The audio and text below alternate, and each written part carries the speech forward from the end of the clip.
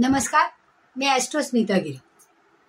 मागच्या 2 व्हिडिओमध्ये आपण टॉयलेट कुठे असावं, बाथरूम कुठे असाव्या याच्यावर सविस्तर चर्चा केलेली आहे.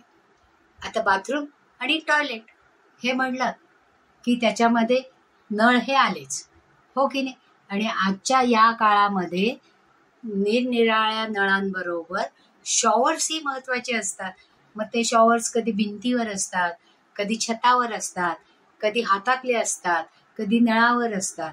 मग त्या नळांमध्ये सुद्धा गार गरम पाण्याचा मिक्सर असतो. नुसतं गार पाणी असतं, नुसतं गरम पाणी असतं. म्हणजे नळांमध्ये सुद्धा इतके प्रकार बाथरूममध्ये लावलेले असतात. मग ते नेमके कोणत्या भिंतीवर असायला पाहिजे.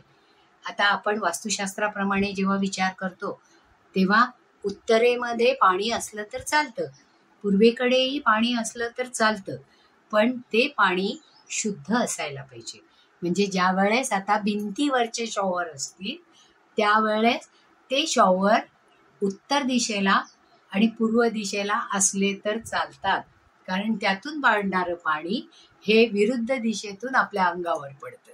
म्हणजे तिथे फक्त कनेक्शन असतं, त्याचं पाणी आपल्या अंगावर पडतं. त्याचप्रमाणे छतावर किंवा सिलिंगवर जे शॉवर बसवलेला असतो, खूप मोठा असतो, मध्यम असतो, लहान असतो, ज्यातून पाणी जोरात पडतं की ज्याच्यामुळे आपलं सर्क्युलेशन फास्ट व्हावं असा विचार असतो. मग असं शॉवर हे आकाश तत्वातून आलेलं शॉवर असतं. मग ते कितीही मोठं असलं तरी चालू शकतं आणि वास्तू ते ॲक्सेप्ट करते.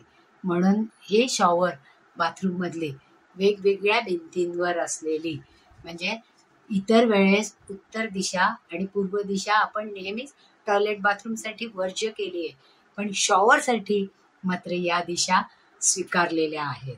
त्याचप्रमाणे उत्तरेच्या भिंतीला पुष्कळ नळ असले तरी चालू शकतात. त्याचप्रमाणे पश्चिमेच्या भिंतीलाही सगळे नळ आणि शॉवर असले तरी चालू शकतात. त्याचप्रमाणे दक्षिणेच्या मध्यावर, कारण आपण बाथरूमला जागा सीमित केलेली आहे, म्हणजे बाथरूमची जागा ही दक्षिणेच्या मध्यावर असावी असं आपण म्हणलेलं आहे. मग त्यावेळेस उत्तर दिशेच्या भिंतीकडे नळांची कनेक्शन ही असावी. शॉवर कुठेही असलं तरी चालणार आहे, कारण आकाश तत्वाचं शॉवर चालतं, भिंतींवरचं शॉवर चालतं. त्यामुळे दक्षिणेकडच्या बाथरूममध्ये पण हे नळांची कनेक्शन ही चालू शकतात आणि ती उत्तरेकडून आलेली चालू शकतात, पूर्वेकडूनही आलेली चालू शकतात आणि दक्षिणेकडून आलेलेही चालू शकतात. आणि वरच्या भागातून किंवा आकाश तत्वातून म्हणजे डोक्यावरून जे पाणी पडतं ते चालू शकतं. म्हणजे घरामध्ये असणारे नळ हे किती वेगवेगळ्या प्रकारचे असले तरी सुद्धा त्यांच्या जागा या फिक्स आहेत. मग आता आपण कुठे कुठे म्हणलो होणार आहे, त्याचप्रमाणे पश्चिमेला पूर्वेकडच्या भिंतीला नळ असले तर ते ॲक्सेप्टेबल आहेत, ते चालणार आहेत, कारण पूर्वेकडे पाणी हे चालतं. त्याचप्रमाणे शॉवर हे कुठेही चालणार आहेत असं सांगितलेलं आहे. पण जेव्हा पश्चिमेकडे बाथरूम असेल पण त्याचे नळ मात्र ते पूर्वेकडे असलेले केव्हाही ॲक्सेप्ट केले जातात. त्याचप्रमाणे दक्षिणेकडे उत्तरेच्या भिंतीला नळ असावे, पूर्वेच्या भिंतीला नळ असावे आणि शॉवर इतर भिंतींना असले तरी सुद्धा चालू शकतात. त्याचप्रमाणे आकाश तत्वाचं म्हणजे डोक्यावरचं शॉवरही तिथे ॲक्सेप्टेबल आहे.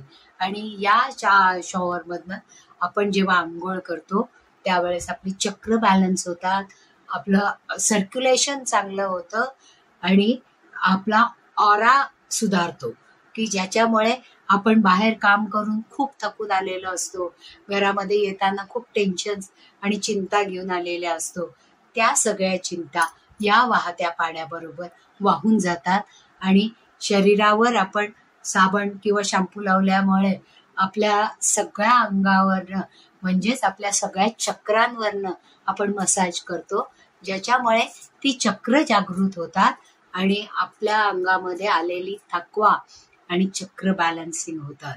की शुद्धता तर शरीराची शुद्धता तर होतेच, पण त्याबरोबर मनाचीही शुद्धता होते, कारण चक्र बॅलन्सिंग झाल्यामुळे. त्याचबरोबर सर्क्युलेशन वाढतं. ब्लड सर्क्युलेशन ज्या वेळेस स्लो होतं त्यावेळेस आपण स्लगिश झालेलो असतो, आळस आलेला असतो, काम करायचा कंटाळा येतो. तर या सगळ्या गोष्टी टाळण्यासाठी आपण बाथरूमचा उपयोग जास्तीत जास्त करून शॉवर घेतो आणि त्या शॉवरमुळे आरोग्य, मन आणि शरीर सगळं स्वच्छ होतं आणि त्याचा उपयोग आपल्याला आनंदी बनवण्यासाठी होतं. तर या सगळ्या बाथरूमला रिलॅक्स सेंटर म्हणतो आपण. पहा की ज्याच्यामुळे आपण शरीराने नाही मनाने सुद्धा रिलॅक्स होतो आणि आपल्याला ज्या काही चिंता कटकटी सतावत असतात त्या थोड्या वेळाकरता तरी पाण्याबरोबर वाहून टाकतो आणि प्रसन्न मनाने बाहेर येतो. ज्यावेळेस बाहेर येतो त्यावेळेस बाथरूमचं दार हे नक्कीच बंद करायला पाहिजे, कारण तिथे असणारी निगेटिव्हिटी सगळ्या घरभर पसरली नाही पाहिजे म्हणून. तर आवडलं असेल तर लाईक करा, सबस्क्राईबही करा आणि ही सगळी माहिती तुमच्या सगळ्या मित्रमैत्रिणींपर्यंत पोचवायची असेल तर जरूर शेअर करा. आणि तुमच्या मनामध्ये आणखीन काही शंका असतील तर जरूर विचारा, त्याचं निरसन केलं जाईल. धन्यवाद.